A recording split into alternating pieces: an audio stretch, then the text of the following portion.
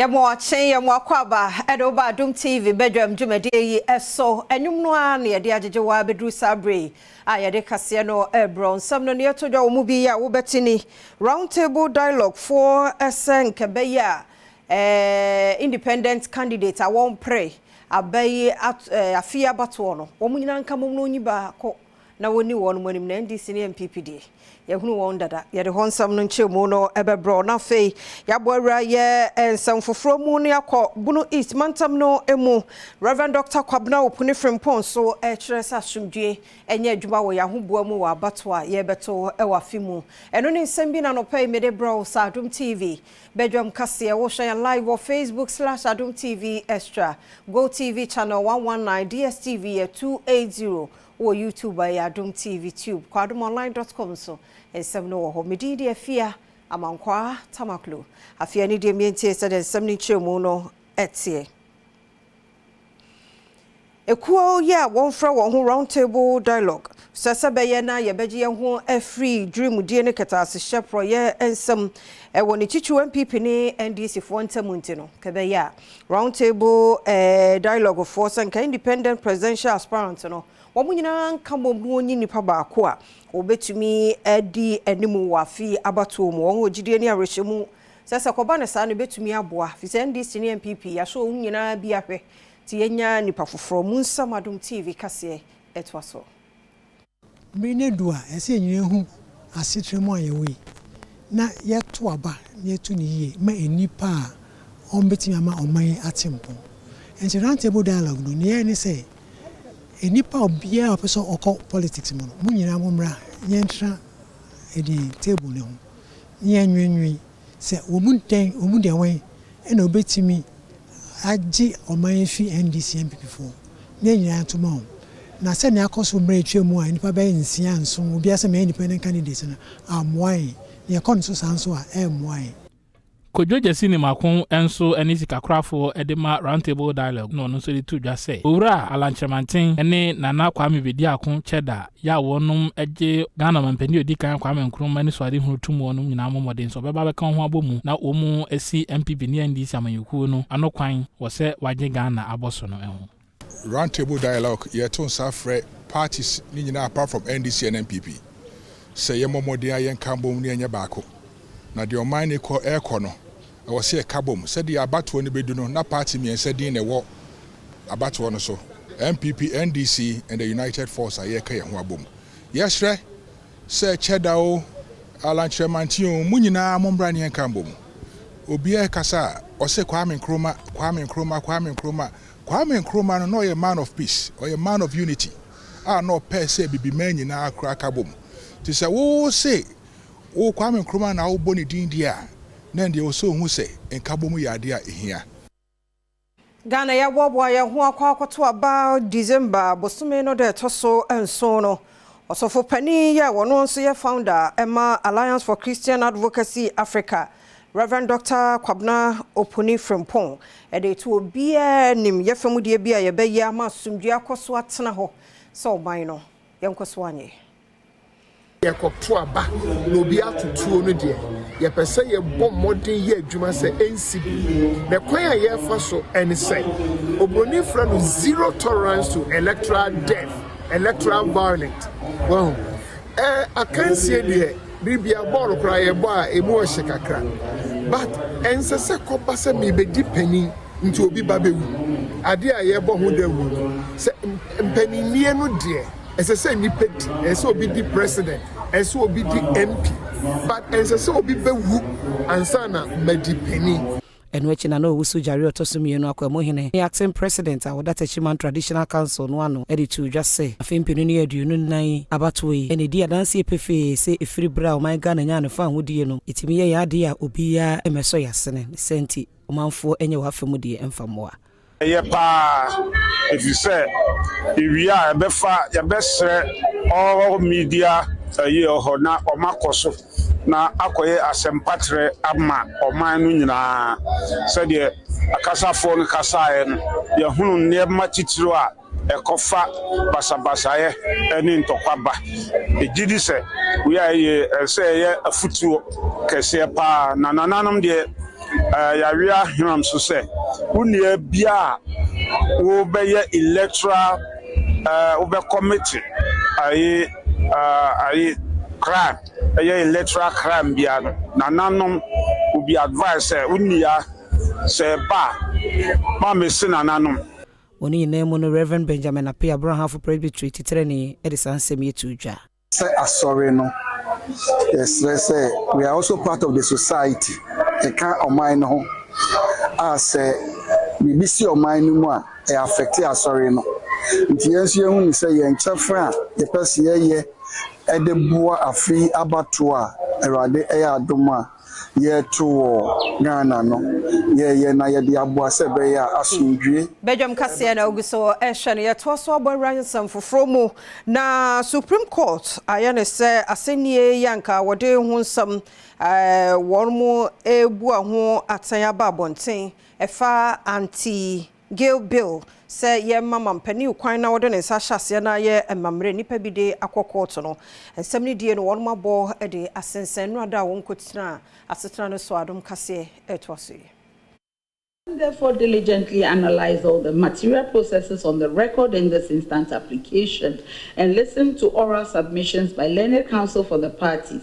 Our decision is to reserve our verdict on the interlocutory application until the final determination of the substantive suit, at which point we will render a comprehensive judgment that addresses all aspects of the case, including the current application. And which Attorney General Godfrey Badwam HRS say ye court was say so betna sem no so no ogidi say ne kwan so a eno no.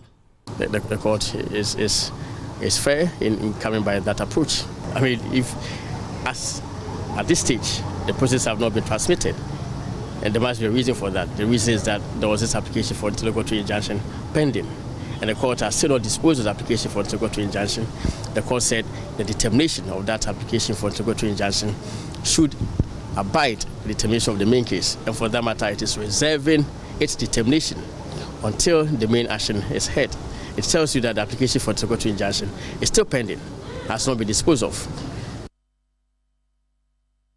Forestry Commission Panifo de share for ba a year certificate program wa eba beboa natural resources management mo wo a ewo mu nimde no ye bekoso adon wo mu nimde won so afei ene won pese won sua bi enso wo mu nyina so benya santete ne bi na tumi aboa ama ya boye nkwaye ne asase mu niema papa Erade de adom ye no ya bo ho ban Adom TV kase etwase Yaye nipa ide no boade so de ne japade a cheye no o de aman si be use by be use no kwan paso sebe beboa aman asetene mabrabo ye da chi mpuntu nyina so akonanim ye yi be free mu ne be hia se de be ka ho. That is what we tell as well as we extract we have to replenish. You try we say de be sina name because ye anya ne say ye nkwaye ne mfuwa no mu ne ade nyina ne be hwese ne nyina so kwa ye yetimemfo ne wiase ne so no ye ho be kire ye pa. Into your mind, you're seeing what we term as afforestation of our degraded forest reserves. But one more, you have online, what the forestry chain in terms of its management. Free it's a forestry commission, any forestry commission training center, any ministry near Bayakabum, any the University of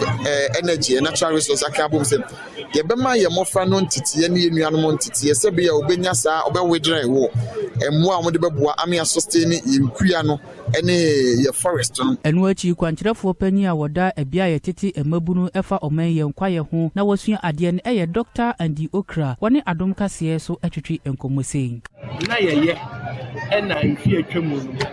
ye difri ene mu se adi nya nti oseye de papa and the Abomodia at the Abapa. And there, sending a kind,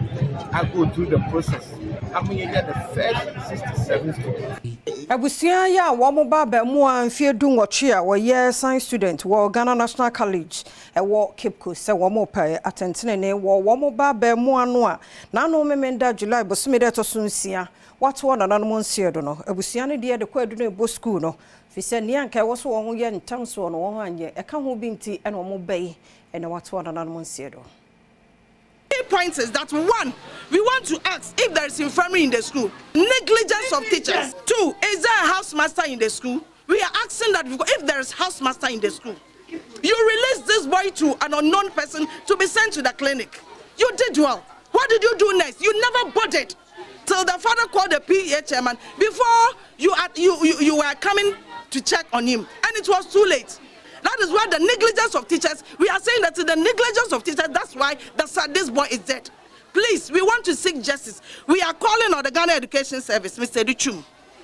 the Executive Director, Child Rights International, Mr. Bright Apia,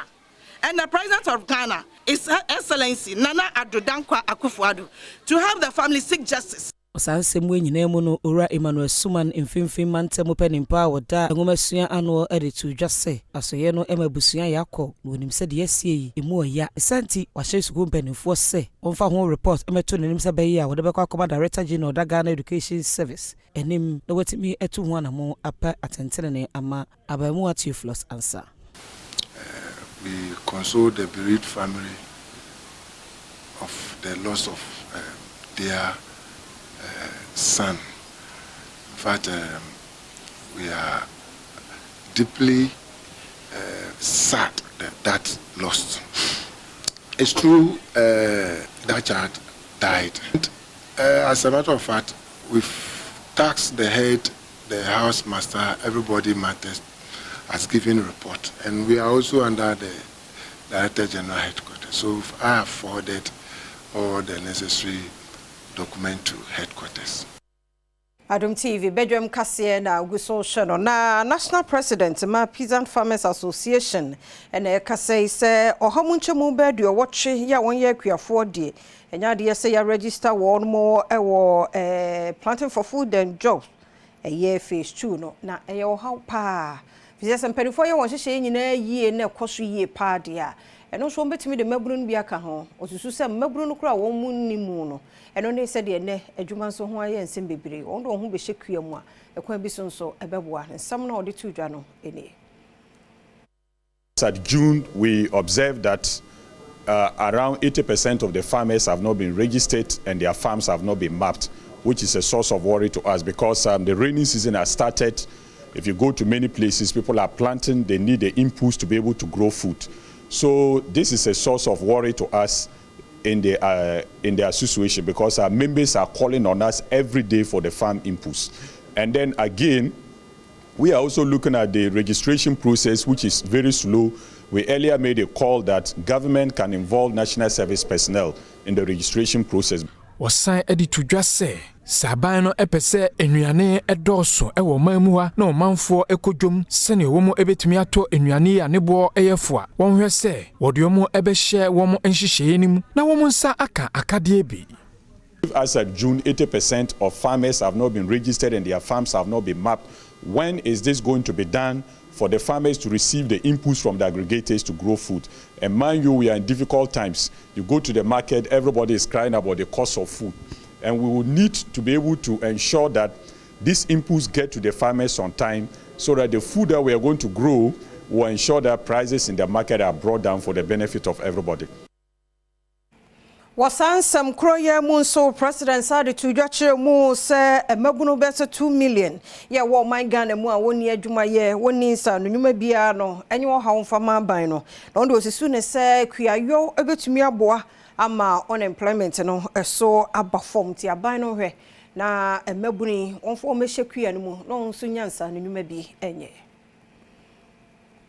Ghana Statistical Service at the report to be ebetu just say emebunu beye 1.8 million ana womo wo maimu a womo enye dwuma ana womo nso enenya ntitiye we enam so ama National President a ono eneda Peasant Farmers Association ano we pia awa adugwala ede atudwa say womo ede to abanenim se wonhwe se odi sika ebehye eye agriculture mu se na emebunu eni beje ho na womo timi de womo ahyem na ma emebunu a womo enye dwuma enye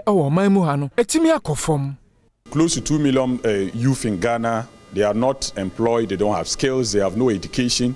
and this should be a source of worry to any government. And the agriculture sector is the area that these people can easily be rolled into. And that is why we are calling on government. If you have to invest in irrigation, in mechanization, and in technology, this is what will attract the youth into agriculture. If you don't do this, You will not expect people, especially young people, and others have even gone to school to come into the agriculture sector to continue with the difficult tax. So if government really want to reduce the unemployment, that is why we earlier were telling them a number of programs have been rolled out, they are unsustainable. After some time, the programs die out. But the agriculture sector is where Ghana has competitive advantage. Mayanto akasia no so na yemongura yensan foforo emudia oboase municipal library no abeto jase wormu hia moapa betumi aboa ma kenkan amane muso ewo ho niema na omokan books no kura womo enibint womo sempanifo se womra emeboa wo